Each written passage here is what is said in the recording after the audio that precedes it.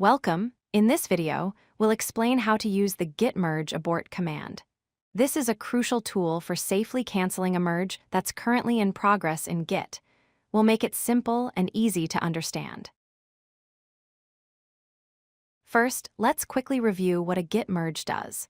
Merging is the process of taking the changes from one branch, like a feature branch you've been working on, and integrating them into another branch, such as your main branch. Sometimes, a merge doesn't go smoothly. You might run into a merge conflict. This happens when Git can't figure out how to combine the changes from two different branches because the same lines of code in the same file were altered on both. When this occurs, Git will pause the merge and ask you to resolve the conflict manually. There are a few common scenarios where you might realize you need to stop a merge. Perhaps the merge has created a huge number of conflicts that you don't have time to fix right now. Maybe you realized you need to work on something else more urgently, or you might have simply made a mistake and started merging the wrong branch. In these situations, Git Merge Abort is the command you need. It acts as an escape hatch. When you run this command during a conflicted merge, it immediately stops the process and returns your project to the exact state it was in before you started the merge.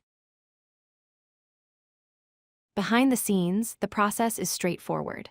First, Git checks to see if a merge is actually in progress by looking for a file called mergehead.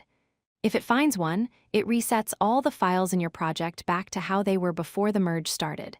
Finally, it cleans up all the temporary merge-related files, leaving your working directory clean. Let's look at a real-world example. On the left, you can see that we've started a merge and it has resulted in a conflict. The git status command shows that we have unmerged paths.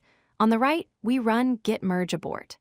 After the command finishes, running git status again shows that our working tree is clean, as if the merge never happened. It's important to know that you can only abort a merge while it's in a conflicted state. If you have already resolved all the conflicts and created a merge commit, the merge is considered complete. At that point, Git Merge Abort will not work. To undo a completed merge, you would need to use a different command, like git reset or git revert. To sum up, a merge conflict will pause the merge process. If you're not ready to handle it, you can cancel the merge using Git Merge Abort. This command safely returns your project to its pre-merge state, but remember, it only works if the merge is still in a conflict state. Thank you for watching. If you like this video, hit that like button and don't forget to subscribe. Visit codelucky.com for more such useful content.